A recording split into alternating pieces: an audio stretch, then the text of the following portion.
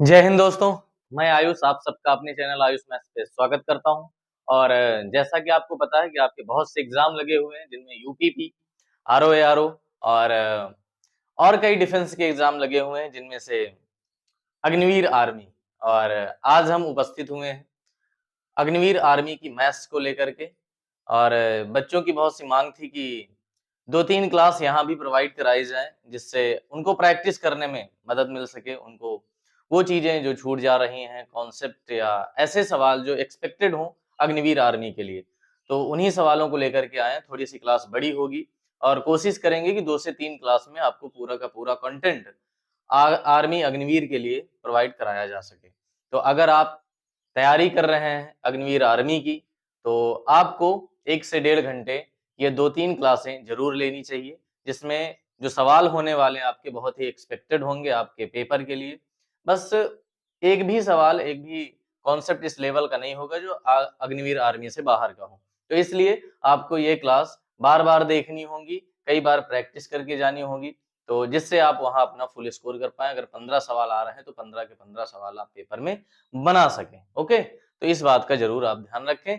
तो चलते हैं, स्टार्ट करते हैं। और जैसा आप देखेंगे सवाल स्क्रीन पे अगर आपको दिखाई देता तो आप भी बनाने की कोशिश करें। आप पहले कोशिश करें, उसके बाद हम आपको बताएंगे कि क्या बेहतरीन तरीके हो सकते हैं, क्या कॉन्सेप्ट इन सवालों के हो सकते हैं। ओके, तो चलते हैं, स्टार्ट करते हैं आज की क्लास। और ये पहला सवाल जो आप देख पा रहे हैं, है ना, एलसीएम एचसीएफ का ये पहला सवाल आप बनाने की कोशिश करें अगर आपको कॉन्सेप्ट पता है तो। अगर आप बना सकते हैं तो जरूर बनाएं।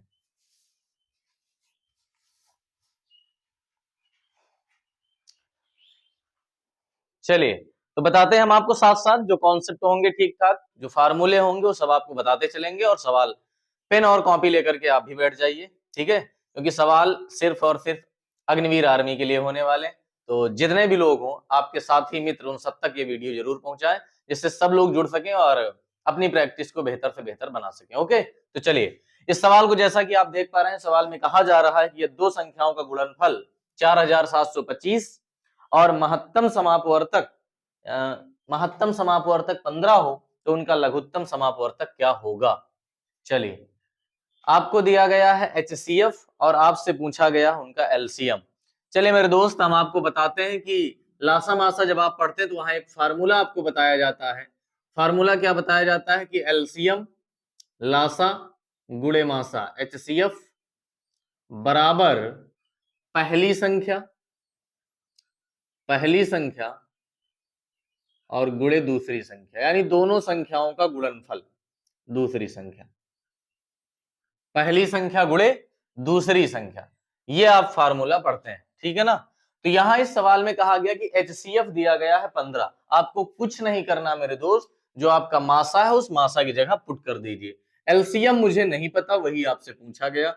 इन्होंने कहा लघुत्तम समापवर्त बताइए, मासा हमें पता है 15, तो मासा की जगह 15 रख दीजिए, बराबर पहली संख्या गुणे दूसरी संख्या। इन्होंने दोनों संख्याएं नहीं दी, इन्होंने दोनों संख्याओं का गुणनफल ही दे दिया है। जैसे आपको दो संख्याएं पता होती तो आप दोनों को रखते फिर गुणा करते। इन्होंने खुद गुणा करके आपके सामने संख्याएं दे दी हैं और कहा है कि इन दोनों संख्याओं का गुणनफल जो है वो 4725 है, 4725 है। तो दोनों संख्याओं का गुणनफल हमें मालूम है। ये फार्मूला अगर आपको आता था तो आप इस सवाल को फोड़ देते कुछ सेकंडों में। तो इसलिए मेरे दोस्त, अगर लासा मासा आप पढ़ के जाते हैं तो फार्मूले का ध्यान रखना, इससे सवाल कई बार पेपर में आए हुए मिले। तो यहां से एलसीएम बराबर आ जाएगा। अब संख्याओं को एक तरफ रख दीजिए, तो संख्या इधर गुणा में उधर जाएगी तो किसमें हो जाएगी मेरे भाई, भाग में। किसमें हो जाएगी, इस बात का ध्यान होना चाहिए, पता होना चाहिए कि अगर कोई नंबर इधर मल्टीप्लाई में है और दूसरे पक्ष में ले जाते हैं तो डिवाइड में हो जाएगी, भाग में हो जाएगी। अब मुझे ऐसी उम्मीद है आपसे कि आपको 15 का पहाड़ा जरूर आता होगा। अगर नहीं आता है तो जरूर रिवाइज करें, पढ़ें, ठीक है ना। तो चलिए 15 का पहाड़ा लगाते हैं। 15 तिया 45, कितना हो जाएगा, 15 तिया 45, बचा कितना 2, फिर 15 एकम 15 और फिर कितना बचा 7, कितना बचा 7, तो 15 पचे 75, यानी वो जो आपका एलसीएम है, जो आपका लासा है, वो आपका मेरे दोस्त कितना आ जाएगा 315। और आपका ऑप्शन करेक्ट हो जाएगा, ऑप्शन नंबर ए, पहला ऑप्शन आपका सही हो जाएगा। बताइए ये बात आपको पूरी तरह समझ में आई कि नहीं? आई ना मेरे भाई? तो बस हम आपसे इतना जरूर वादा कर सकते हैं कि आपको जितने भी यहाँ टाइप हम कराने वाले हैं मेरे भाई, बस आप इनको बार बार रिवाइज करके चले जाइए। आपको आर्मी में इससे बाहर कभी कुछ नहीं मिलने वाला। मेरा जो भी एक्सपीरियंस है, मैंने कई वर्षों से आर्मी अग्निवीर पढ़ाया है और उन सभी जो ऑफलाइन बच्चे पढ़ते हैं उन सबको पता है कि मेरे कराए हुए सवाल हूबहू आपको पेपर में देखने को मिल जाते हैं। ठीक है ना? डेटा सहित सवाल आ जाते हैं पेपर में। तो मेरे दोस्त, आपको भी बस एक बार प्रैक्टिस करके जाना होगा, उसके बाद आप बताइएगा कि आपको सवाल वहां मिलते हैं या नहीं। ठीक है ना? तो इतना आप थोड़ा सा विश्वास जरूर दिखाएं। ठीक है ना? पूरी क्लास अटेंड करने के बाद लास्ट तक आप देखेंगे कितने बेहतरीन बेहतरीन सवाल आपको यहाँ मिलने वाले हैं। तो आपके जितने भी साथी मित्र हैं उन सबको इस वीडियो को शेयर करें, जिससे वो सब की मदद कर पाए हम उनके एग्जाम को बेहतर बनाने में, अच्छा स्कोर करवाने में। ठीक है? तो चलिए आगे नेक्स्ट क्वेश्चन की ओर बढ़ा जाए। अगला सवाल ये रहा आपकी स्क्रीन पर और आप बताएं कि क्या होगा इसका आंसर। चलिए उड़ाइए उड़ाइए, में आपके आंसर कमेंट बॉक्स में जरूर आने चाहिए। आप लगातार बताते रहेंगे आपके उत्तर क्या आ रहे हैं। ठीक है? चलिए बताइए। एज का ये सवाल, आयु का ये सवाल, और आपको पता होगा कि आर्मी में एक सवाल एज का आना तय है। आर्मी में आपका एक सवाल आयु का निश्चित है, आएगा ही आएगा। इसलिए आयु के थोड़े से कॉन्सेप्ट आपको पता होने चाहिए। हम आपको बता दें, एज में केवल 1 से 2 कॉन्सेप्ट हम बताते हैं और पूरा का पूरा एज का टॉपिक समाप्त हो जाता है। ठीक है? तो चलिए इस सवाल में देखिए क्या कह रहे हैं कि वर्तमान में पिता और पुत्र की आयु का अनुपात, वर्तमान में पिता और पुत्र की आयु का अनुपात 7:3 है और 10 वर्ष बाद उनकी उम्र का अनुपात 2:1 हो जाएगा। तो पिता की वर्तमान आयु बताइए। बताइए मेरे भाई। मेथड कई है सवाल को लगाने के, एक्स वाई मान के भी आप सवाल लगा सकते हैं और डायरेक्ट रेशियो मेथड से, क्रॉस मेथड का यूज करके आप इस सवाल को लगा सकते हैं और बेहतरीन कुछ सेकंडों में आपका उत्तर आ जाएगा। बताइए पिता और पुत्र की आयु का रेशियो क्या है? पिता और पुत्र की आयु का अनुपात मेरे भाई कितना है? पिता और पुत्र की आयु का अनुपात कितना है? तो बताया है 7:3 है। ये वर्तमान का अनुपात है मेरे भाई, ये प्रेजेंट की बात कही जा रही है। तो लिख लीजिए आप उनके अनुपात को। फिर कह रहे हैं 10 वर्ष बाद उनकी उम्र का अनुपात 2:1 हो जाएगा। ये अनुपात 2:1 हो जाएगा, लेकिन इसके लिए लगेंगे 10 वर्ष। मेरे दोस्त मेरे भाई, हम आपको एक बेहतरीन तरीका बताते हैं, इससे आप रेशियो का या गुना का कोई भी सवाल सेकंडों में बना सकते हैं। गुना का और रेशियो का सवाल आर्मी के लिए कोई भी आए वो इससे बन जाएगा। अब आप देखें आपको करना क्या है, आप दोनों अनुपात लिखें और ये देखना कि दोनों अनुपातों के बीच में कितने समय का अंतर है। तो यहां पता चला 10 वर्ष का अंतर है, वो 10 वर्ष रख लीजिए। अब आप इनको क्रॉस मल्टीप्लाई करिए। 7 एकम 7 होता है और 3 दूना 6 होता है। दोनों को लिख करके घटाइए और आएगा कितना? 1। कितना आएगा? 1। दोनों क्रॉस मल्टीप्लाई करेंगे, दोनों को घटाएंगे तो आएगा कितना? 1 आएगा।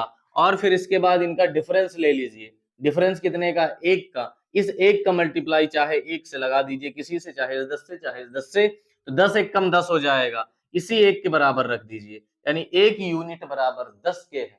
1 यूनिट बराबर कितने के है? 10 के है। तो 7 यूनिट कितने का हो जाएगा? तो 10 सते, 10 सते बताइए 70 और 3 दहम 30, यानी आज पिताजी की आयु 70 साल है और पुत्र की आयु 30 वर्ष है। और आपसे हमने पिता की आयु वर्तमान में पूछा था। Option number C is correct. बताइए बताइए कमेंट बॉक्स में कि आपको ये बात पूरी तरह से समझ में आई कि नहीं आई ना मेरे भाई? पूरी तरह से क्लियर हो गई ना? तो बस यही चीज आपको देखना है कि सवाल का लेवल देखेंगे, आर्मी से बढ़कर बिल्कुल नहीं होने वाला, और जो सवाल होने वाले हैं वो सिर्फ और सिर्फ आर्मी के लिए पूछे जाने वाले हैं। ठीक है ना? तो इसको नोट कर लीजिए। अगर आपका नहीं आया था तो बहुत अच्छी बात है। ठीक है ना? लेकिन कमेंट में करते जरूर रहा करें। ठीक है ना? कि बताएं कि कितने लोगों के आंसर आ रहे हैं, कौन से, वो कमेंट बॉक्स में फटाफट आपके आंसर दिखने चाहिए। ठीक है? चलिए अगले सवाल की ओर बढ़ते हैं।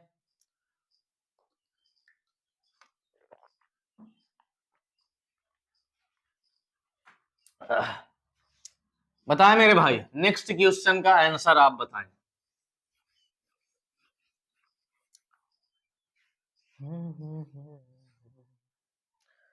बताएं बहुत आसान सवाल है। एक इक्वेशन दिया गया है, एक समीकरण दिया गया है, 12x माइनस 1 बराबर 12x माइनस 1 बराबर 143। क्या दिया गया है? 143। बताएं यक्स का मान क्या होगा? किसका मान बताना है मेरे दोस्त? यक्स फाइंड करना है, यक्स, है ना। एक्स का मान बताइए क्या होगा। तो ऐसे भी सवाल एक इक्वेशन देकर के आपसे कभी एक्स वाई की वैल्यू पूछी जाती है, तो इसलिए समीकरण हल करना भी आपको पता होना चाहिए। ठीक है, समीकरण हल करना भी आपका पता होना चाहिए। चलिए, तो कैसे करेंगे मेरे दोस्त? सबसे पहले आपको देखना है कि जो नंबर है, केवल नंबर, उनको एक पक्ष में रखेंगे। जैसे माइनस का 1 है तो इस 143 के पास ले जाइए आप। तो जब आप उसके पास ले जाएंगे तो इधर बचेगा क्या? सिर्फ 12x। सिर्फ 12x, -1 उधर जाकर के जुड़ जाएगा। अब ये बात ध्यान रखना कि अगर एक पक्ष में माइनस है, दूसरे पक्ष में संख्या जाएगी तो उसका साइन बदल जाएगा, माइनस प्लस में हो जाता है, और अगर प्लस में होता तो माइनस में हो जाता। तो ये माइनस का 1 उधर जाके जुड़ जाएगा, तो आपकी वैल्यू यहाँ कितनी आ जाएगी? 144, 144 आ जाएगी। अब आप देखो जरा, ये 12x, अगर आपसे पूछा जाए कि 12x किस में, तो ये पूरा नंबर तो प्लस में है, लेकिन अगर आपसे कहें हम 12 किस में है, तो 12x के गुणा में है। किसमें है मेरे दोस्त? गुणा में है। तो हम 12 को दूसरे पक्ष में ले जाएंगे, हमें केवल x चाहिए, ना कि 12x चाहिए। तो x जानने के लिए हमें 12 को यहां से हटाना पड़ेगा, और 12 इधर गुणा में है, दूसरे पक्ष में जाएगा तो भाग में हो जाएगा, और यहां से 12 का पहाड़ा लगाएंगे तो 12 बरहम 144, और x की वैल्यू 12 कितनी आ जाएगी? 12 आ जाएगी। और आपका ऑप्शन करेक्ट हो जाएगा, ऑप्शन नंबर सी। कौन सा ऑप्शन मेरे दोस्त? ऑप्शन नंबर सी। क्लियर है? एकदम मजा आ रहा ना चीजों को सीख करके? कोई दिक्कत तो नहीं? लेकिन यार लाइक शेयर नहीं करते हो, है ना। अब 2-3 क्लासें आपको हम प्रोवाइड कराने की बात की हैं, तो इतना तो बनता है कि आप अधिकतर बच्चों को तक इस वीडियो को पहुंचाएं, है ना। और लाइक एक बार करें, आपको अगर वीडियो अच्छी लग रही, चीजें समझ में आ रही हैं, तो आप जरूर ये करें। ठीक है, चले अगले सवाल की ओर बढ़ा जाए मेरे भाई, बताइए।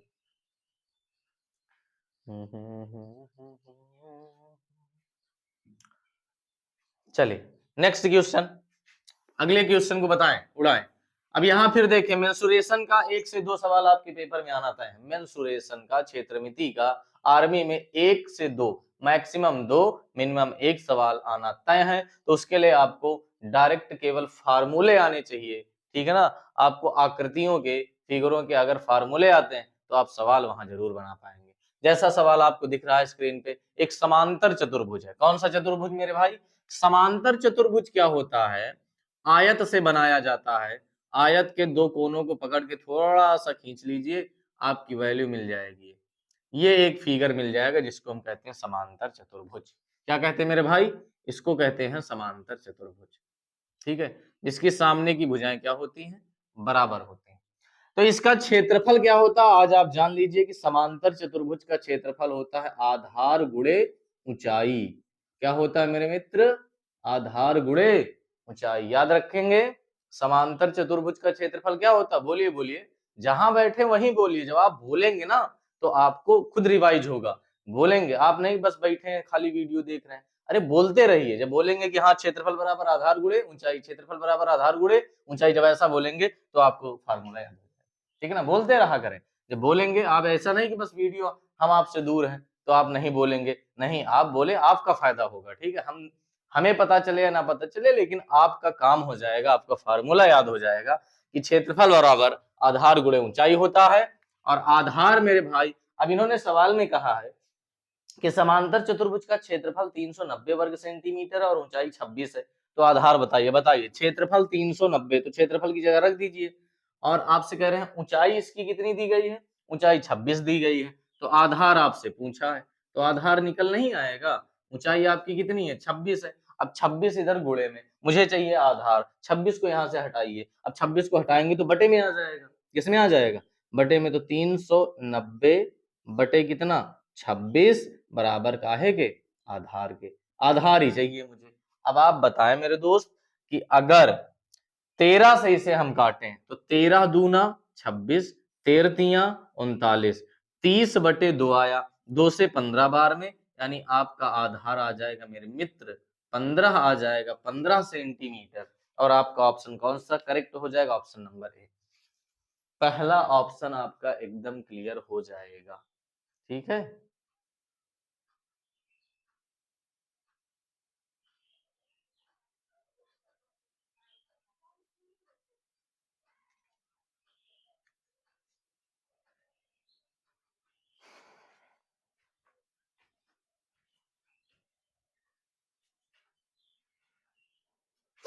चले, मजा आ रहा ना? एकदम तगड़े सवाल समझ में आ रहे हैं, कोई दिक्कत तो नहीं? चलिए आगे चलते हैं नेक्स्ट क्वेश्चन की ओर। तो फार्मूला याद रखेंगे कि समांतर चतुर्भुज का क्षेत्रफल होता है आधार गुणे ऊंचाई।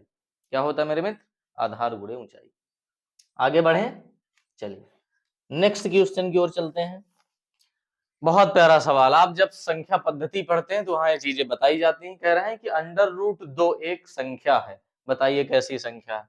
मेरे मित्र, मेरे दोस्त, अंडर रूट क्या है?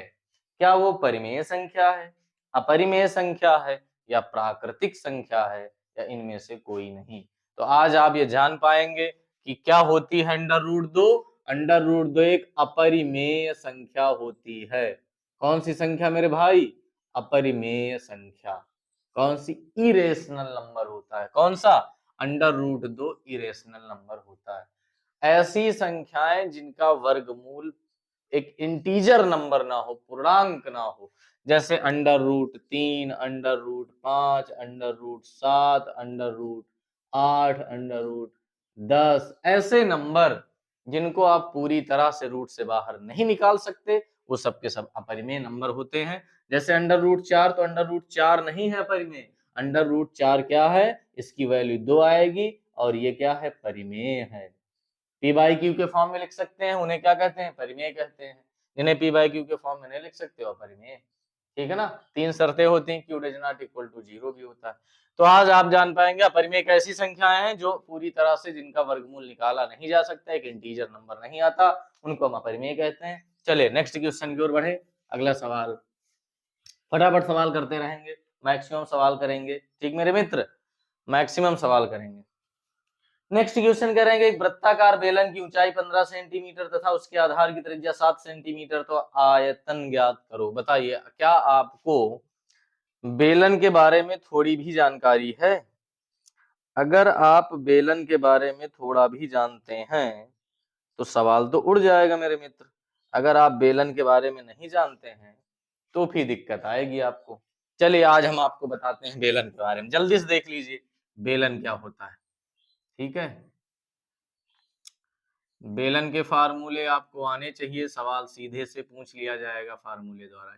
ठीक है, बेलन का आयतन होता है मेरे मित्र, बेलन का आयतन होता है पाई आर स्क्वायर एच। बेलन का वक्र पृष्ठ क्या होता है? वह कई बार तो सीधे फार्मूले ही पूछ लेता है। तो 2 पाई आर एच क्या होता है? 2 पाई आर एच। और संपूर्ण पृष्ठ, संपूर्ण पृष्ठ, बस आपको फार्मूला ही याद रखना, आपका काम हो जाएगा। 2 पाई आर और ब्रैकेट में एच प्लस आर। ये 3 फार्मूले आपको बेलन के आने चाहिए, इसी से आपका काम हो जाएगा। आपका बेलन यहां से वैल्यू निकाल के दे देगा। अब कह रहे हैं कि वृत्ताकार बेलन की ऊंचाई 15 सेंटीमीटर तथा उसके आधार की त्रिज्या 7 है। ऊंचाई का मतलब क्या दिया मेरे मित्र? एच दिया है 15 सेंटीमीटर, और उसकी त्रिज्या भी दी गई है 7 सेंटीमीटर। कितने सेंटीमीटर? त्रिज्या मतलब आर, 7 सेंटीमीटर। अब आपसे हम क्या पूछ रहे हैं? आपसे पूछ रहे हैं आयतन। क्या पूछ रहे हैं? आयतन पूछ रहे हैं, आयतन। तो आयतन का फार्मूला अभी तो हमने लिखा कि आयतन बराबर होता है पाई आर स्क्वायर। एच पाई का मान सबको पता है, नहीं पता तो जान लो, 22/7 होता है, 22/7 होता है। आर का मान बताइए 7, 7 का स्क्वायर करेंगे यानी 2 बार गुणा। ऊंचाई कितनी है? 15, तो 15 रख दीजिए, 7 से 7 कट जाएगा। अब गुणा कर दो भैया मेरे भाई, तो 22 सत्ते 154 हो जाएगा, और गुणे 15, तो 15 चौको 60, 15 पचे 75, और 6 कितना हो जाएगा? 81, और 15 कम 15 और 8 कितना हो जाएगा? 23। इतने घन सेंटीमीटर आपकी वैल्यू आ जाएगी, 2310। और आपका ऑप्शन सही हो जाएगा बी। कौन सा option? Option number B is correct. बताएं, क्लियर है? एकदम फिट है ना? कौनो दिक्कत नहीं है? चलिए तो अगले सवाल नोट करें, जिसको नहीं पता जरूर नोट करें, तीनों फार्मूले नोट करें, उसके बाद अगले सवाल की ओर बढ़ते हैं। फिर अगला सवाल बताएंगे आप, फिर से एक क्वेश्चन आपके अभाज्य संख्याओं वाला है। कौन सी? अभाज्य संख्याओं वाला है।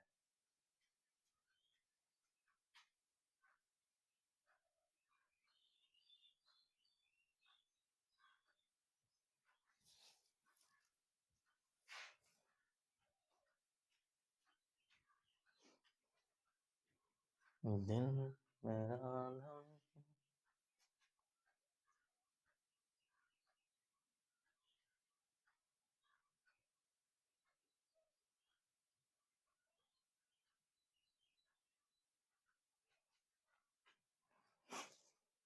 चलिए हो गया।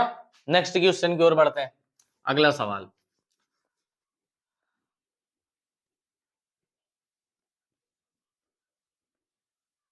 अगला क्वेश्चन बताया मेरे मित्र कि 1 से 10 तक के बीच की अभाज्य संख्याओं का योग क्या होगा।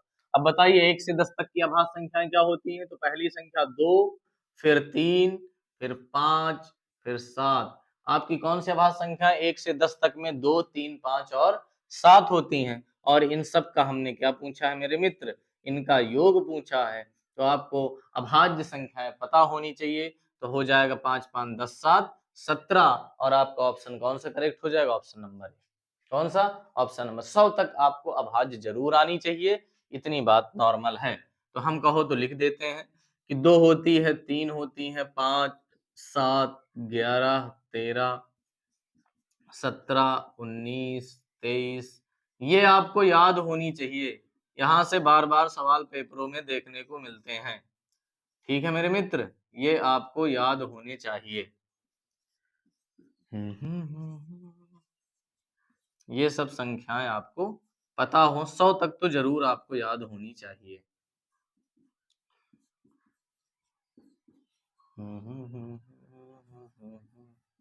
83 के बाद 89, 89 के बाद 97।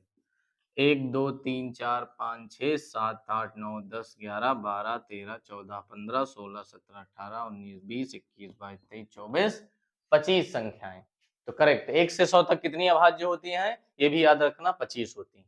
1 से 100 तक कितनी? तो इन्हें नोट करें और इन्हें आप भी याद करें। आपको अगर ये याद है तो आप यहाँ से कई बार सवाल पेपर में बड़ी आसानी से कर पाएंगे।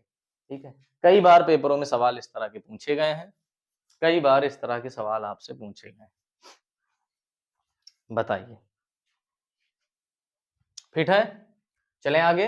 इन्हें याद रखना, आपको याद हो जाने चाहिए, है ना। 2-3 बार आप जब लिखेंगे तो आपको याद हो जाएंगे। इन्हें रटना नहीं है, आप 2-3 बार लिखें इन्हें, और जब लिखेंगे तो खुद ब खुद अपने आप याद हो जाती हैं चीजें। ठीक है, अब देखें ऐसा ही सवाल आ गया आपसे। हो सकता कह देता कि बताइए 50 और 70 के बीच जितनी भी अभाज्य संख्या है उनका योग बताइए। अब आपको पता ही नहीं है तो फिर कैसे कर पाएंगे? आप बहुत समय वहां बर्बाद कर देंगे और इतना समय होता नहीं। तो इसलिए आपको याद होनी चाहिए। ठीक है, याद होनी चाहिए। चलें आगे बढ़ते हैं। क्लियर है? मिटाएं इसको। चलें,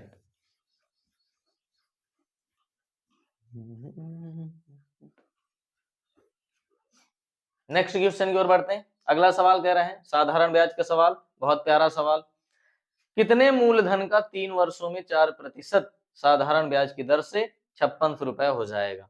देखो मेरे मित्र, आपको हम बहुत अच्छा तरीका बताते हैं। देखो, जो भी मूलधन होता है, जो पैसा आप कहीं निवेश करते हैं, किसी को उधार देते हैं, उसको क्या कहते हैं? मूलधन कहते हैं।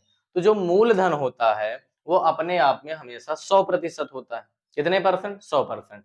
अगर आपको प्रॉफिट कुछ मिल रहा है यानी ब्याज मिल रहा, तो वो आपका 100%, 100 से प्लस पहुंच जाएगा, आगे पहुंच जाएगा। तो वो अमाउंट बन जाता है, वो मिश्रधन बन जाता है। आप इस तरह समझें कि जैसे आपने कहीं 500 रुपए निवेश किए, तो ये आपका है मूलधन। कौन सा धन है मेरे मित्र? मूलधन है। और आपका पैसा हो गया 1 साल बाद मान लो 800 रुपया। कितना हो गया? तो ये है आपका मिश्र धन। जो पैसा कुछ समय बाद हो जाता है उसको हम क्या कहते हैं? मिश्र धन कहते हैं, अमाउंट कहते हैं।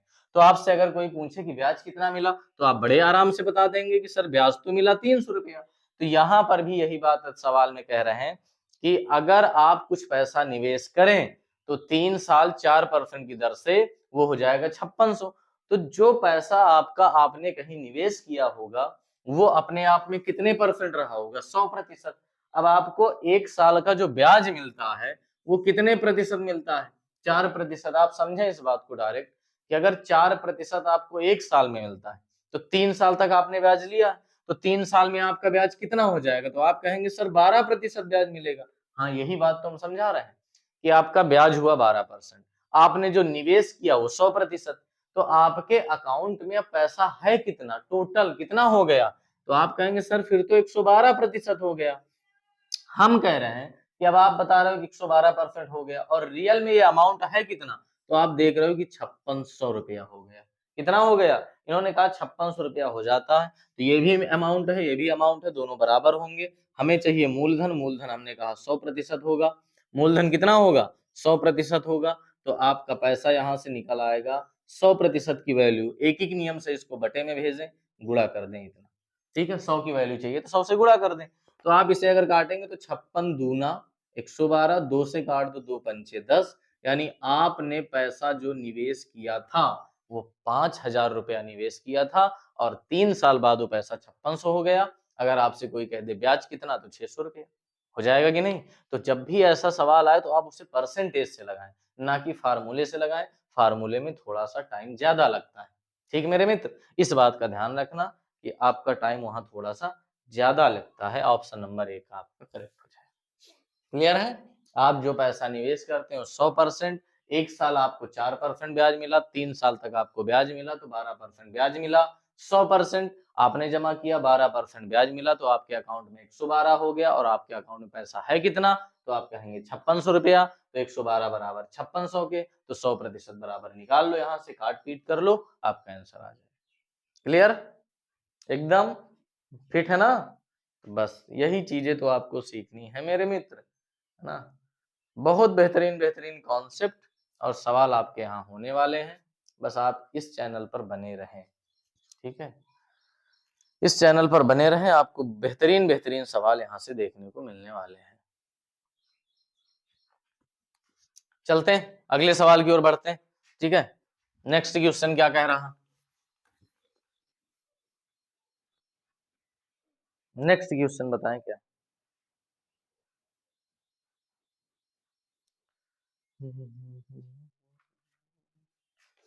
कह रहे हैं कि एक दुकानदार को 36 संतरे बेचने पर 4 संतरों के विक्रय मूल्य के बराबर हानि होती है, तो उसका हानि प्रतिशत बताइए। देखो बहुत अच्छा सवाल है, बहुत छोटा भी है, गलत होता है। कैसे? इन्होंने कहा कि व्यक्ति ने 36 संतरे बेचे हैं, लेकिन जो उसको हानि हुई है वो हानि 4 संतरों के विक्रय के बराबर। जो हानि हो रही है ना मेरे मित्र, जो हानि हो रही है वो 4 संतरों के विक्रय के बराबर हो रही है। अब आप थोड़ा सा सोचकर बताओ कि आपको हानि कब मिलेगी? जब आपको 4 संतरों का विक्रय मिलेगा। तो मुझे तो एक भी संतरे का विक्रय नहीं पता, मुझे मालूम नहीं एक संतरा कितने का बेच रहे हैं, तो मान लो ना, मान लो कि एक संतरा तुमने 1 रुपया का बेचा, तो 4 संतरे कितने के बेचे होंगे? 4, यानी जो हानि होगी वो आपकी होगी 4 रुपए की। कितने की हो जाएगी? 4 की। अब आपने टोटल 36 संतरे बेचे, तो एक संतरा अगर 1 का बेचे तो 36 संतरे 36 के बेचे होंगे, और 36 रुपए जब आपको मिला, जब आपने बेचा, तो पता चला कि आप 4 रुपए हानि पर है। यानी जो सीपी रहा होगा, जो क्रय मूल्य रहा होगा, कितना रहा होगा? 40, और एसपी आपका कितना है? 36, यानी 40 का सामान आप 36 में बेच रहे हैं, तो आपको 4 का घाटा हो रहा। तो हानि का प्रतिशत अगर चाहिए, तो मेरे मित्र अगर हानि का प्रतिशत चाहिए तो हानि होनी चाहिए, और हानि हो या लाभ हमेशा क्रय मूल्य पे निकालते हैं। तो क्रय मूल्य गुणे 100, यहाँ से आप देखेंगे कि आपका कितने परसेंट का घाटा हुआ है? 10% का आपका नुकसान हुआ है। तो इस बात का ध्यान रखना कि अगर आपकी हानि हो रही है तो आपका सीपी उस 36 में 4 जोड़ देंगे, मिल जाएगा। अगर लाभ हो तो 36 में 4 घटा देते आपको, फिर सीपी मिल जाता, क्रय मूल्य मिल जाता। ठीक, चलो अगले सवाल की ओर बढ़ते हैं। नेक्स्ट क्वेश्चन क्या है?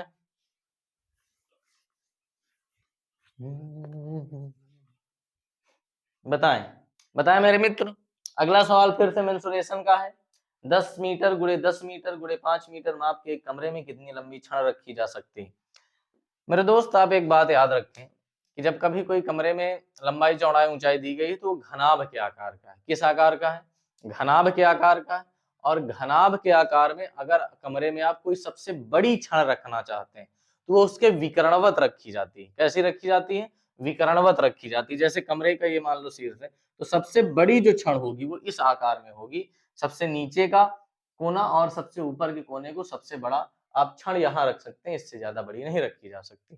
तो जब भी कभी सवाल ये पूछा जाए कि सबसे बड़ी रॉड या छड़ जो रखी जा सकती वो कहाँ रखी जा सकती, कितनी लंबाई के बराबर, तो उसके विकर्ण के बराबर। किसके बराबर? तो घनाभ का विकर्ण क्या होता है मेरे मित्र? घनाभ का विकर्ण होता है under root L square plus B square plus H square. L square plus B square plus H square. अब आपकी लंबाई कितनी दी गई है सवाल में? 10। लंबाई कितनी दी गई? 10। चौड़ाई भी 10 और ऊंचाई 5। तो लंबाई 10 का स्क्वायर प्लस चौड़ाई 10 का स्क्वायर और ऊंचाई 5 का स्क्वायर। तो यहां से हल करते हैं मेरे मित्र। 10 का स्क्वायर 100, 10 का स्क्वायर 100, 5 का स्क्वायर 25, जोड़ेंगे तो 225, और 225 किसका वर्ग है मेरे मित्र? 15 का। तो यहां से पता चलेगा कि उस क्षण की लंबाई कितनी हो सकती है? 15 मीटर आपकी लंबाई हो सकती है। 15 कितनी हो जाएगी? 15 हो जाएगी आपकी लंबाई। क्लियर है? तो फार्मूला क्या याद रखेंगे विकर्ण का? Under root L square plus B square plus H square. Under root L square plus B square plus H square आप ध्यान रखेंगे तो आपका काम हो जाएगा। बढ़े आगे? क्लियर है? चलिए अगले सवाल की ओर चलते हैं। नेक्स्ट क्वेश्चन आपका क्या होगा बताएं। नेक्स्ट क्वेश्चन क्या कह रहा है कि एक धनराशि 2 वर्ष बाद 1040 रुपए हो जाती है, और यदि 2 वर्ष का साधारण ब्याज 40 रुपए है तो ब्याज की दर बताएं। बताइए, बहुत ही प्यारा सवाल है, बहुत अच्छा सवाल है। 2 वर्ष बाद आपका पैसा हो गया है 1040। मेरे मित्र अभी हमने तुम्हें थोड़ी देर पहले बताया कि जो पैसा कुछ समय बाद हो जाता है ना, उसको कहते हैं मिश्र धन। क्या कहते हैं? मिश्र धन कहते हैं। क्या कहते हैं? मिश्र धन। 1040 हो गया है और कह रहे हैं कि जो ब्याज मिला है ना मेरे भाई, वो ब्याज 40 रुपया है। तो क्या आप मुझे ये बात बता सकते हैं कि आपने कितना इन्वेस्ट किया होगा? आपका मूलधन क्या होगा? तो मूलधन क्या होगा मेरे भाई? इस 1040 में आपको ब्याज 40 मिला है, इसका मतलब आपने जो पैसा जमा किया था वो 1000 जमा किया था। तो मूलधन अगर आपको चाहिए तो मूलधन बराबर 1040 माइनस उसमें ब्याज बाहर कर दो, तो पता चल जाएगा कि आपने जो पैसा निवेश किया था वो पैसा कितना था। तो कितना निवेश किया गया? 1000 रुपया निवेश किया गया था। आपसे पूछें ब्याज की दर, आप चाहें तो यहां से फार्मूला भी लगा सकते हैं। साधारण ब्याज बराबर क्या लगा सकते हैं? साधारण ब्याज बराबर मूलधन गुणे दर गुणे समय और बटे कितना मेरे मित्र? 100। कितना? 100। तो ब्याज है 40 रुपया, मूलधन हमारे पास 1000 रुपया, दर हमें पता नहीं है, समय है 2 वर्ष, बटे 100। 0 0 काट दीजिए, इधर भी 0 काट दीजिए, 2 दूना 4, यानी आपका जो दर आ जाएगा वो 2% आ जाएगा। क्लियर है? कोनो दिक्कत इसमें नहीं है। तो फार्मूला याद रखना, मिश्र धन में मूलधन और ब्याज दोनों शामिल होते हैं। हमने ब्याज बाहर कर दिया तो हमारा मूलधन मिल गया। जब मूलधन मिल गया, ब्याज मिल गया, समय पता है, तो दर तो निकल ही आएगा। तो फार्मूला याद रखना, आपका दर बाहर हो जाएगा। ठीक है? तो ये है सवाल आपके। तो साधारण ब्याज और चक्रवृद्धि ब्याज मिला के एक सवाल, 1 से 2 सवाल भी आपके पेपर में बनते रहते हैं, उन्हें ध्यान रखना है। ठीक है? इन्हें ध्यान रखना है। अगला सवाल बनाइए। अगला सवाल आप बनाने की कोशिश करें।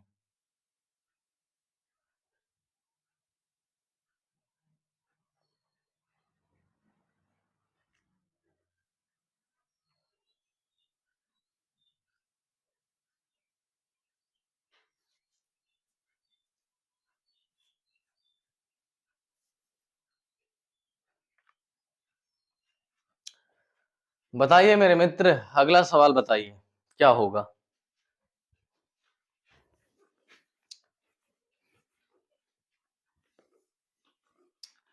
अगले सवाल में आप देख रहे हैं कि कह रहे हैं कि अगले सवाल में कह रहे हैं लासा ज्ञात करना। क्या ज्ञात करना है? लासा। तो 12, 24 और 30 का एलसीएम बताना है आपको। बताइए एलसीएम कैसे निकालेंगे? 12, 24 और 30 का एलसीएम। मेरे भाई तरीके बहुत होते हैं, लेकिन आपको बहुत ज्यादा तरीकों में उलझना नहीं है। आपने जो आज तक सीखा है बस उसी को लगाइए, और कुछ एक्स्ट्रा करने की जरूरत नहीं है। अगर पहाड़ा बहुत अच्छा आता होता तो आप यहाँ तुरंत बता देते। अगर आपको पहाड़ा में दिक्कत है तो आप इसे काटें। ठीक है, 2 छक 12, 2 से 12 बार में, 2 से 15 बार में। ठीक है, आपको नया कुछ करने में ज्यादा उलझना नहीं है, आपको जो तरीका पता उसी से लगाएं। ठीक है, ऐसे आराम से काटें और वहां आराम से सवाल बना पाएंगे। ठीक है, 2 तिया 6, 15, अब 3 से काट दो, 3 एकम 3, 3 एकम 3 बचे और एक बार 5 से काट दो। तो आप देख रहे हैं एलसीएम क्या आ रहा मेरे मित्र, एलसीएम आ रहा 2 गुणे 2 गुणे 2 गुणे 3 गुणे 5। तो 2 दूना 4 दूना 8 और 5 तिया 15 और 15 अट्ठे 120 आपका लासा आ जाएगा। आराम से आप आंसर लगा पाएंगे वहां पर 120। पहाड़ा आता होता तो आराम से कहते 24 पंचे 120, 30 चौको 120 और 12 दहम 120 हो जाता। तो आप आसानी से पहाड़े से बना सकते थे, लेकिन कोई दिक्कत नहीं, आप इस तरह भी लगाते हैं तो आराम से वहां लगाइए।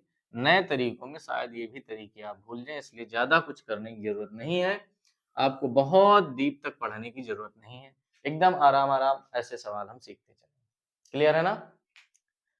बताइए, समझ में आ रही चीजें पूरी तरह से?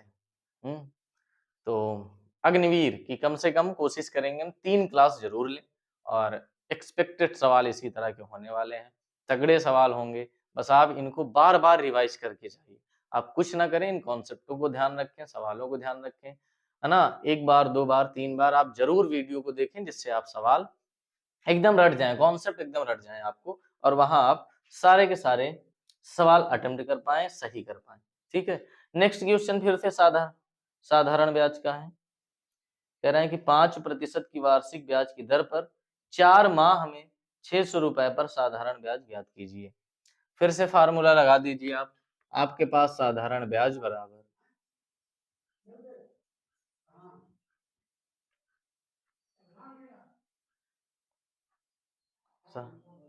साधारण ब्याज बराबर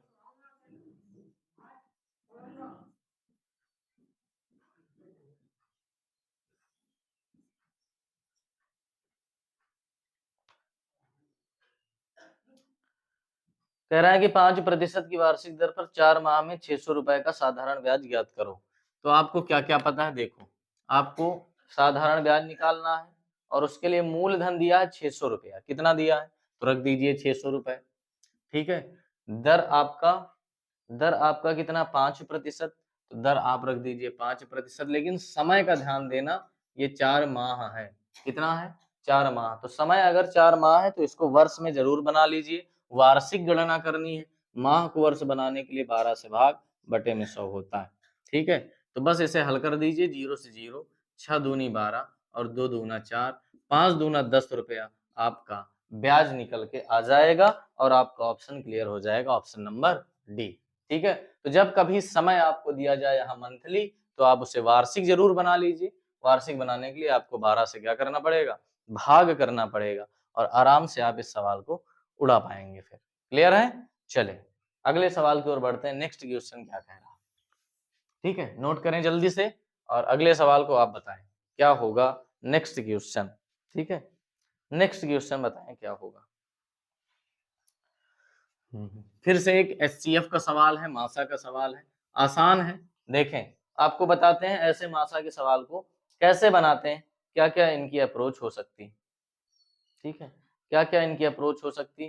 तो निम्न में से सबसे बड़ी संख्या ज्ञात कीजिए जिससे 245 1029 को विभाजित करने पर शेषफल 5 बचता है। आपको हम बताते हैं बेहतरीन तरीका, 245 और 1029 को भाग करने पे 5।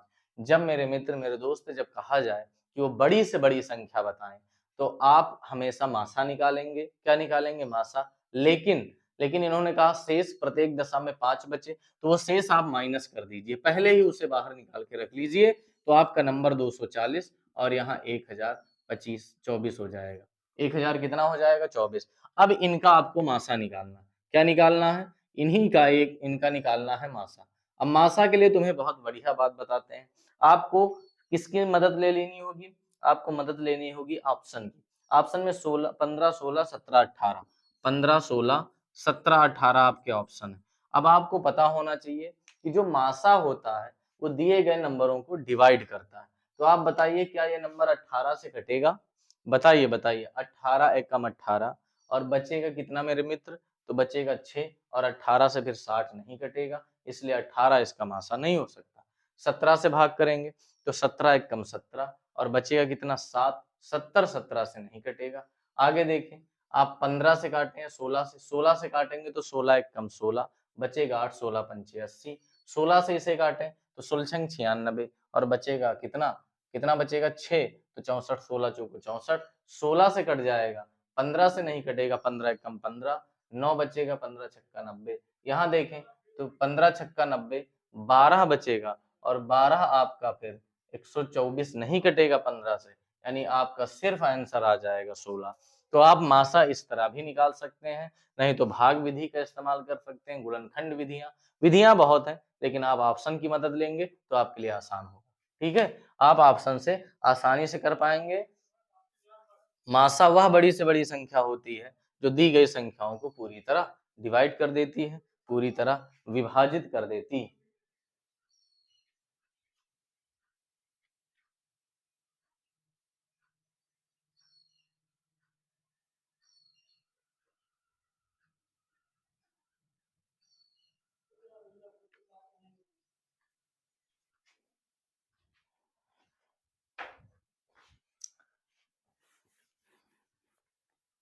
चलिए अगले सवाल की ओर बढ़ते हैं। नेक्स्ट क्वेश्चन क्या है?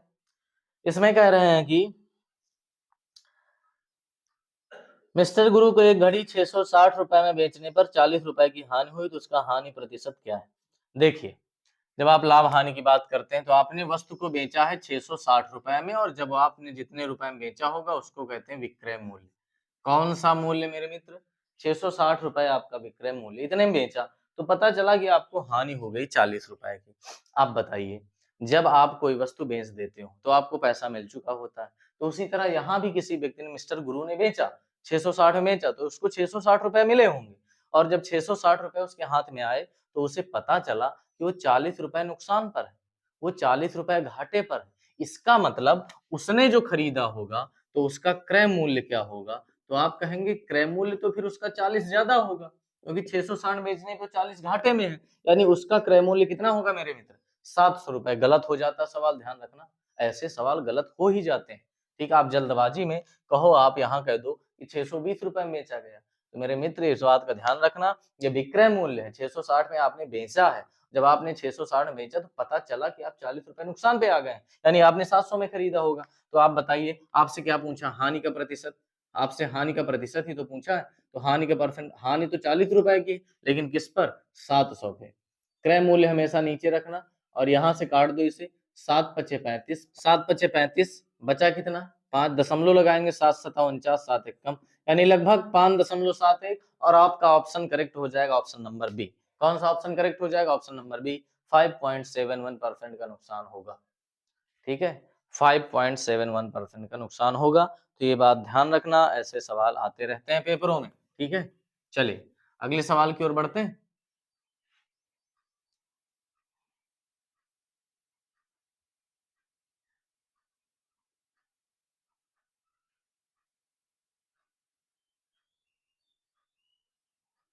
चलें, नेक्स्ट क्वेश्चन क्या कह रहा? बताएं मेरे मित्र, कह रहे हैं पहली 100 प्राकृतिक संख्याओं का औसत क्या होगा? चलिए, औसत के लिए तुम्हें बेहतरीन बात बताते हैं। औसत अगर तुम्हें प्राकृतिक संख्याओं का निकालना हो तो प्राकृतिक संख्याओं का औसत निकालना बहुत आसान है। क्या होता है? पहली संख्या, पहली संख्या प्लस अंतिम संख्या और बटे कितना मेरे मित्र? बटे 2। ये है औसत। क्या है ये? औसत। अगर आपके वो नंबर दिए जाए जिनमें डिफरेंस इक्वल हो तो उनके लिए आप औसत का फार्मूला लगाएं। पहली संख्या 1 है, अंतिम संख्या 100 है बटे 2, तो 101 बटे 2 भाग करेंगे तो 50.5 आ जाएगा आपका उत्तर। कितना आ जाएगा? 50.5। फार्मूला याद रखेंगे। ठीक है, पहली संख्या प्लस अंतिम संख्या बटे 2, औसत यहां से निकाल पाएंगे। नेक्स्ट क्वेश्चन बहुत इंपॉर्टेंट, अगला सवाल बहुत महत्वपूर्ण है, बताइए क्या होगा?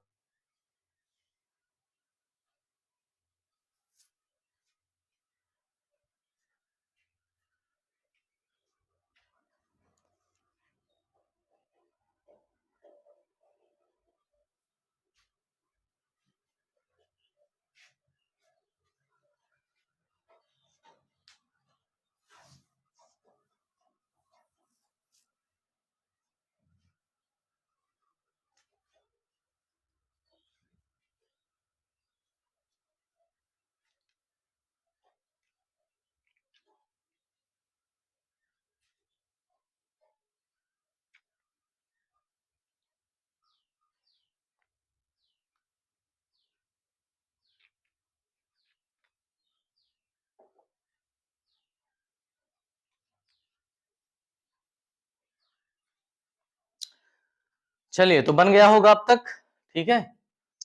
मध्यानुपाती, जब आप अनुपात पढ़ते हैं तो अनुपात में तुम्हें कई बातें सिखाई जाती हैं, और वहां हम तुमको बताते हैं जो दो सवाल आपके पेपर में बार बार आते हैं उन्हें ध्यान रखना। एक माध्यानुपात या मध्यानुपाती, दोनों तरह लिखा जाता है, माध्यानुपात, और एक आपका तृतीय अनुपात। ये दोनों तो जरूर ध्यान रख के जाना, ये पेपर में बहुत बार आए हुए हैं। इसे ये होता है अंडर रूट ए बी, और ये होता है बी स्क्वायर अपान ए। दोनों फार्मूले आपको याद होने चाहिए। सबसे ज्यादा अगर कोई सवाल आते हैं अनुपाती में तो माध्यानुपात और तृतीय अनुपात।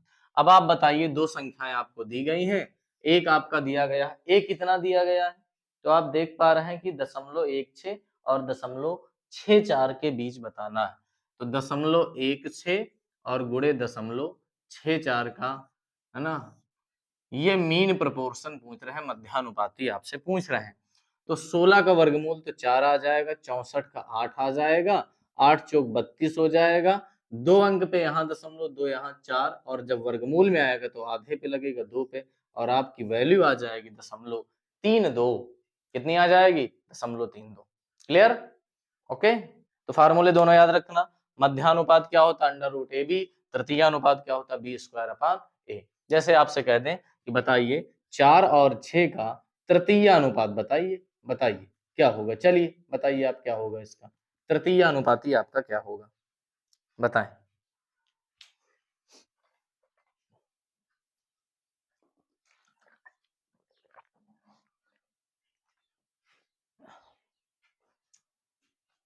तृतीय अनुपाती बताएं मेरे भाई, क्या होगा इसका? तो अभी तो हमने फार्मूला लिखा, ये ए है ये बी है, तो बी का स्क्वायर करेंगे यानी 6 का स्क्वायर करेंगे और बटे ए करेंगे 4, तो 6 छंग 36 बटे 4, तो 4 9 36। तृतीय अनुपाती क्या आ जाएगा? 9 आ जाएगा। तो दोनों फार्मूले याद रखना, और इन पे सवाल बार बार देखने को मिलते हैं, ठीक है। इसको तो जरूर ध्यान रखना, माध्यानुपात अंडर रूट ए बी होता है, और तृतीय अनुपात क्या होता है? बी स्क्वायर अपान ए, बी स्क्वायर अपान ए होता है। क्लियर है? चले अगले सवाल को उड़ाएं, बताएं क्या होगा। एक यदि समद्विबाहु त्रिकोण, कितना बढ़िया, दोनों बराबर कोण तीसरे कोण से दुगने हैं, तो तीसरा कोण का मान बताइए। अब समद्विबाहु त्रिकोण का मतलब समद्विबाहु त्रिभुज। कैसा त्रिभुज? समद्विबाहु त्रिभुज एक ऐसा त्रिभुज है जिसकी दो भुजाएं बराबर हैं, और जब दो भुजाएं बराबर हैं तो उनके सामने के दोनों कोण भी बराबर होंगे। तो इन्होंने कहा, अब ये बात तो तुम्हें पता होगी कि तीनों कोणों का योग क्या होता है त्रिभुज में, बताइए बताइए। अगर इतनी बात नहीं आती तो फिर दिक्कत है ना मेरे मित्र। तीनों कोणों का योग हमेशा 180 अंश होता है। इन्होंने बताया है कि समद्विबाहु त्रिकोण के दो बराबर कोण जो हैं वो तीसरे कोण से दुगने हैं। अगर तीसरा कोण ये यक्ष है तो इसके ये दोनों कोण 2x और 2x हैं। इन्होंने कहा जो बराबर दोनों कोण हैं वो तीसरे वाले कोण से दुगने हैं। अगर ये यक्ष है तो ये 2x, ये भी 2x होंगे, दोनों बराबर होंगे। बराबर भुजाओं के सामने वाले कोण बराबर होते हैं। तो आप बताओ, a का मान x है, b का मान 2x है, c का मान 2x है, बराबर 180 के। तो 2x 2x 1x यानी 5x बराबर 180 के। अगर आप 180 को 5 से भाग करेंगे तो 5 तिया 15, 5 छक्का 30, x बराबर 36 आ जाएगा। और आपसे हमने पूछा क्या है इसमें?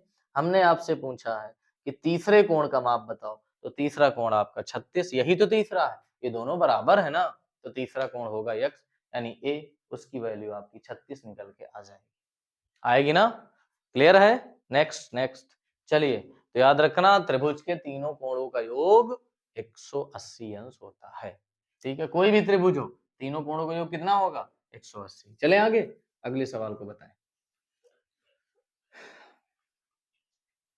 नेक्स्ट क्वेश्चन बताएं क्या होगा मेरे भाई। नेक्स्ट क्वेश्चन बताएं, कह रहे हैं कि एमएस गुरु ने 20% की हानि पर किसी वस्तु को 280 रुपए में बेचा है, परंतु उसका क्रय मूल्य क्या था? तो वस्तु का क्रय मूल्य आपको बताना है। 20% हानि पे किसी वस्तु को 280 में बेचा। देखो, हमेशा जो आपका क्रय मूल्य होता है, क्रय मूल्य हमेशा 100% होता है। कितना होता है मेरे भाई? 100%। अगर तुमको प्रॉफिट हो रहा है तो वो क्रय मूल्य 100% पार कर जाएगा, और अगर लॉस हो रहा है तो 100% से नीचे आ जाएगा। अब इस सवाल में कहा कि 20% घाटा हुआ है, यानी जो पैसा उसे मिला होगा वो परसेंटेज में कितने के बराबर मिला होगा, आप बताइए। अगर 100% मिल जाता तो नुकसान होता क्या, ना होता, लेकिन वो 20% नुकसान पे, यानी जो पैसा मिला है वो 80% के बराबर मिला है, और मिला कितना है, 280 रुपया। इन्होंने कहा तो 280 में बेचा है, जितने में बेचा जाता उतना ही तो रुपया मिलता है, तो 280 रुपया मिला और उसको 20% का नुकसान हो गया। तो आपसे चाहिए क्रय मूल्य, और क्रय मूल्य आपका होगा 100%, तो 100% की वैल्यू यहाँ से निकल के आएगी मेरे मित्र, मेरे दोस्त। कितना, भाग करिए आप, पहले तो इसे काट दो, किससे किससे काट दीजिए, 0 0 काट दो, 8 त्रिक 24, बचा कितना 4, 8 45, यानी जो वस्तु का सीपी रहा होगा, क्रय मूल्य रहा होगा, वो 350 रुपया रहा होगा। Option number A is correct, पहला ऑप्शन आपका सही हो जाएगा। ठीक है, बताइए, मजा आ रहा, एकदम क्लियर हो रही ना चीजें मेरे भाई। बस आपको लगातार कम से कम 3 क्लासें 4 क्लासें आपको प्रोवाइड करा देंगे आपके एग्जाम के पहले पहले, तो बस इतना आप प्रैक्टिस करके चले जाइए, है ना। हर एक सवाल आप पेपर में बना पाएंगे, ठीक है। आप देखेंगे कि सवाल हूबहू आपके एग्जाम में आ जाते हैं, कुछ नया नहीं मिलने वाला वहां पर, ठीक है ना। मुझे इतना पता है ना, कि जो पेपर में आपके आर्मी में सवाल आते हैं वो मैंने कई वर्षों से जो पढ़ाए हैं उसके आधार पे आपको हम बता रहे हैं। सवाल एक भी पेपर में बाहर से नहीं आने वाला, बस आप केवल और केवल चीजें जो यहाँ पढ़े वो भूले ना, वो चीजें आपको याद रहें, ऐसे सवाल आप बना पाए। तो इसलिए आपको लगातार प्रैक्टिस करनी होगी, आप लगातार प्रैक्टिस करेंगे तो आसान हो जाएगा। चीजें वहाँ बिल्कुल कठिन नहीं आती, बस वो चाहते हैं कि आप थोड़ी सी जानकारी गणित की रखते हैं कि नहीं, इसलिए 15 सवाल देते हैं जिससे आप वहाँ बना पाए, ठीक है, ये चीजें कर सकें। चलें अगले सवाल को बताएं। अगला सवाल फिर से मेंसुरेशन का है। आयत की परिधि और चौड़ाई क्रमशः 49 सेंटीमीटर और 7 है, इसकी लंबाई बताइए। मेरे मित्र मेरे दोस्त, आपको हम बता देते हैं कि जो आयत होता है, आयत की लंबाई और चौड़ाई, ठीक है, एक ऐसी आकृति होती है जिसके सामने की भुजाएं बराबर होती हैं, और इसके अगर परिमाप या परिधि, चाहे वो परिमाप कहे चाहे परिधि कहे, उसका फार्मूला क्या होता है। परिमाप का मतलब जिसको बाहर बाहर मापा जाए, भुजाओं को मापा जाए, तो L और L 2L है, B और B 2B है, तो होता है फार्मूला 2 × L + B। इसी को आप परिमाप या परिधि बोलते हैं, ठीक है। अब इन्होंने आपसे सवाल में पूछा है, कहा कि परिमाप जो है, परिमाप 49 है, तो परिमाप की जगह 49 रख दीजिए, बराबर 2 गुणे आपकी लंबाई या चौड़ाई में कुछ दिया है, तो इन्होंने कहा है उसकी चौड़ाई 7 है, तो लंबाई बताना है आपको, लंबाई बताना, चौड़ाई 7 है, ये 2 गुणा में इधर आएगा तो भाग में हो जाएगा। 49/2 बराबर L + 7, अब 2 से भाग करेंगे तो 24 दूना 48 होता है, तो 24.5 आ जाएगा, बराबर L + 7 के। अब आप बताएं कि 7 अगर इधर आके घटेगा तो L बराबर हो जाएगा 24.5 माइनस का 7, अगर आप घटाते हैं यहाँ से तो आपकी वैल्यू कितनी आ जाएगी, ठीक है, 24.5 से घटाएंगे तो 17.5, कितना आ जाएगा, 17.5 आ जाएगी आपकी वैल्यू, ठीक है। तो ये चीज आपसे पूछा गया था, 17.5।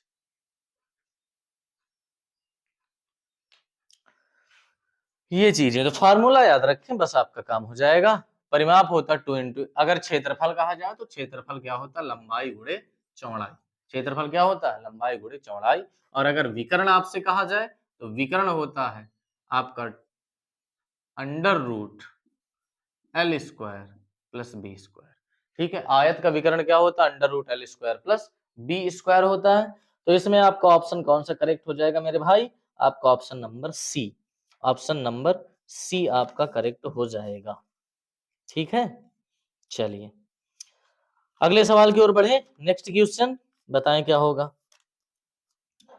कह रहे हैं कि 25 को 1/5 से विभाजित करने पर क्या प्राप्त होता है। 25 को 1/5 से विभाजित करने पे क्या प्राप्त होगा, बताइए, बताइए इसका आंसर। अब इतने छोटे सवाल का आंसर तो आपका आ जाना चाहिए, बताइए। 25 को अगर 1/5 से भाग दिया जाए तो क्या प्राप्त होगा, क्या 5 आएगा, 125 आएगा, ठीक है, या फिर 1/125 या 25 आने वाला है, बताइए क्या आएगा। उड़ाएं उड़ाएं, ये छोटे छोटे सवाल तो आपके लग जाने चाहिए, बताइए। 25 को 1/5 से भाग करना है, क्या आएगा। 25 को किससे भाग करना है, 1/25। 25 को 1/25 से, 25 को 1/25 से भाग करना है, 1/5 से, 1/5 से भाग करना है, तो ये पलट जाएगा और वैल्यू हो जाएगी 25 गुणे 5/1, यानी 25 पंचे 125। याद रखना है इसको। तो भिन्न होती है बटे में, वो पलट जाती है ऊपर वाले के साथ गुणा हो जाती। ऑप्शन नंबर आपका D is correct, D option सही हो जाएगा। नेक्स्ट क्वेश्चन की ओर चलें। अगला सवाल बताएं क्या होगा। यदि 5% वार्षिक के हिसाब से 3 वर्ष में साधारण ब्याज 180 रुपए है, तो मूलधन बताएं कितना होगा। बताइए। अब की बार तो फार्मूले का यूज करके बड़े आसानी से बता सकते हैं, क्योंकि इन्होंने ब्याज दिया है। क्योंकि आपको साधारण ब्याज पता है कि साधारण ब्याज बराबर क्या होता है। बोले भाई, जहां बैठे हैं वहीं से बोले कि साधारण ब्याज बराबर मूलधन गुणे दर गुणे समय और बटे कितना 100। तो बताइए ब्याज कितना दिया 180, तो ब्याज की जगह 180 रख दीजिए। ब्याज कितना दिया 180, तो ब्याज की जगह 180 रखिए ना। दर है 5% और समय है 3 वर्ष। मूलधन नहीं पता है, मूलधन नहीं पता, दर 5%, समय 3 वर्ष बटे 100। तो इधर 180, चाहे तो यही काट दे या फिर इसको इधर ले आए, तो इधर 100 आके गुणा हो जाएगा और 5 गुणे 3, 5 गुणे 3 यानी 15 बराबर मूलधन। काटेंगे इसे, 15 से काटिए, 15 एक कम 15, 3 बचेगा, 15 दूनी 30, यानी जो मूलधन था मेरे मित्र वो 1200 रुपया था। कितने रुपया था 1200 रुपया आपका मूलधन। Option number D. ठीक है, ऑप्शन नंबर डी। क्लियर है एकदम, चीजें एकदम क्लियर हो रही ना, तो जरूर एक बार थम्स अप करें, एक बार बताएं कि हाँ एकदम चीजें समझ में आ रही, और अपने दोस्तों तक सभी को पहुंचाएं। ठीक है, हाँ, क्योंकि स्पेशली आपके लिए ही क्लास बनाई जा रही, तो थोड़ा सा आपका सहयोग मिलना चाहिए, जिससे मेरा भी मन लगे, मोटिवेशन मुझे थोड़ा सा मिले कि हाँ बच्चों के लिए और मेहनत करनी चाहिए। बस उनके एग्जाम तक इतने इतने क्वेश्चन एक्सपेक्टेड सवाल करा दें कि बस पेपर में सीधे सीधे वही मिल जाए। ठीक है, तो आपका साथ जरूर मिले, और उसमें आपको करना क्या है, अपने सभी दोस्तों को जोड़ना है, जिससे वीडियो अधिकतर लोगों तक पहुंच सके। ठीक है, वो भी पढ़ सके, अपनी तैयारी को बेहतर से बेहतर बना सके। ठीक है, और एक टीचर के लिए यही होता है कि वो ज्यादा से ज्यादा बच्चों को सफल बनाए, उन सब तक अपना कंटेंट पहुंचाए, बेहतरीन कॉन्सेप्ट बताए। ठीक है, तो उसमें आपकी मदद चाहिए। ऑनलाइन प्लेटफॉर्म में यही एक आसान चीज है कि आपको फ्री क्लासें मिल जाती हैं, फ्री कंटेंट मिल जाता है। ठीक है, जिसके लिए आप ऑफलाइन क्लासों में बहुत सारा पैसा देते हैं, वही चीज आपको कंटेंट, अच्छी चीजें, अच्छी प्रैक्टिस यहाँ मिल जाती, जिसमें आपको कुछ नहीं लगना, सिर्फ और सिर्फ आपका डेटा यूज होना। ठीक है, तो आप एक काम करें, आप अधिकतर बच्चों को पहुंचाएं। ठीक है, जिससे ये क्लासें और भी क्लासों में, दूसरी क्लासों में जब आए, दूसरी क्लास भी मिले, तो उसमें बेहतरीन से बेहतरीन चीजें हो सके, कर सके हम। ठीक है, अच्छे सवाल आपके लिए ला सके। चलिए अगला सवाल बताइए। कह रहे हैं कि 10, 20, 30, 40 तथा 50 का औसत बताइए। 10, 20, 30, 40, 50। मेरे मित्र, मेरे दोस्त, आपको हम औसत का एक और तरीका बताते हैं। आपको हमने थोड़ी देर पहले एक फार्मूला बताया, उससे भी आप लगा सकते हैं। औसत के बारे में और एक बात जान लीजिए कि अगर संख्याओं के बीच में डिफरेंस इक्वल हो, अंतर बराबर हो, तो आपका जो मध्य का नंबर होता वही औसत होता है। क्या समझे आप? नहीं समझ पाए? अगर संख्याओं में अंतर बराबर, जैसे यहाँ 10 का, यहाँ 10 का, यहाँ 10 का, 10 का, तो आपको कुछ करना ही नहीं, जो बीच का नंबर वही औसत है। तो आपका औसत 30, नहीं तो एक फार्मूला हमने थोड़ी देर पहले बताया था कि औसत बराबर पहली संख्या प्लस अंतिम संख्या बटे 2। तो 60 बटे 2 कितना आ जाएगा 30। इससे लगाएंगे तभी आपका आंसर 30 आ जाएगा। आपके पास तरीके बहुत हैं, आप सीखना कितना चाहते हैं ये चीज पता चलनी चाहिए मुझे, तो उसी हिसाब से आपको बताते चलेंगे। ठीक है, तो क्लियर है, दोनों बातें आपको पता होनी चाहिए। नेक्स्ट चलें अगले सवाल की ओर। चलें अगला सवाल उड़ाएं। ठीक है, बस कुछ सवाल और लेते हैं और आज की क्लास को हम समाप्त करेंगे। फिर एक सवाल है, रेलगाड़ी की चाल 54 किलोमीटर प्रति घंटा है, तो मीटर प्रति सेकंड में क्या होगी। तो चलिए, कई बार ऐसे सवाल देखने को मिले कि सिर्फ वो चाल समय दूरी में आपसे मात्रक बदलवाते हैं। चाल के बारे में कह रहे हैं कि 54 किलोमीटर प्रति घंटा है, 54 किलोमीटर प्रति घंटा, और इसे बदल के बताना मीटर पर सेकंड में। तो हम आपको मेरे मित्र बता दें कि अगर चाल आपकी किलोमीटर प्रति घंटा में हो, और अगर इसे हम 5/18 से गुणा कर दें, तो ये चेंज हो जाती है मीटर प्रति सेकंड में। और अगर मीटर प्रति सेकंड में है आपकी चाल, और उसे हम 18/5 से गुणा कर दें, तो चेंज हो जाती है किसमें, किलोमीटर प्रति घंटे में। ये दोनों बातें ध्यान रखना है आपको। तो आपका किलोमीटर प्रति घंटे में है, इसको चेंज करना मीटर पर सेकंड में, तो किससे गुणा करेंगे, 5/18 से, 18 तिया 54, 5 तिया 15 मीटर प्रति सेकंड आपका आंसर हो जाएगा। कितना हो जाएगा 15 मीटर प्रति सेकंड, और आपका ऑप्शन सी सही हो जाएगा। क्लियर है? तो आज का अंतिम सवाल अब लेते हैं बस, ठीक है? आज का अंतिम सवाल, और आपका प्यार, आपका सहयोग बताएगा कि मुझे कितनी क्लासें और लेनी चाहिए आपके एग्जाम तक। अगर आपने बहुत से बच्चों तक वीडियो को पहुंचाया तो फिर आपके लिए कई सारे लगातार कोशिश करेंगे कि 2 से 3-4 दिन में आपको वीडियो प्रोवाइड कर सके। 22 अप्रैल तक आपका एग्जाम है, उसी में हम आपको बहुत से कंटेंट दे पाएँ, बहुत से सवाल करा पाएँ। ठीक है? तो अधिकतर लोगों तक इसे पहुंचाएं, अधिक बच्चों तक पहुंचाएं। अगला आज का अंतिम सवाल क्या कह रहा है? कह रहा है कि 95 डिग्री का संपूरक कोण क्या होगा? सप्लीमेंट्री एंगल आपसे पूछ रहा है। 2 एंगल होते हैं, दोनों को हम बता देते हैं। एक कोटि पूरक या पूरक कहा जाता है, कोटि पूरक या पूरक कहा जाता है कॉम्प्लीमेंट्री, और एक होता है सप्लीमेंट्री संपूरक कोण। दोनों के बारे में हम लिख देते हैं, ध्यान रखना। संपूरक कोण, संपूरक कोण क्या होता?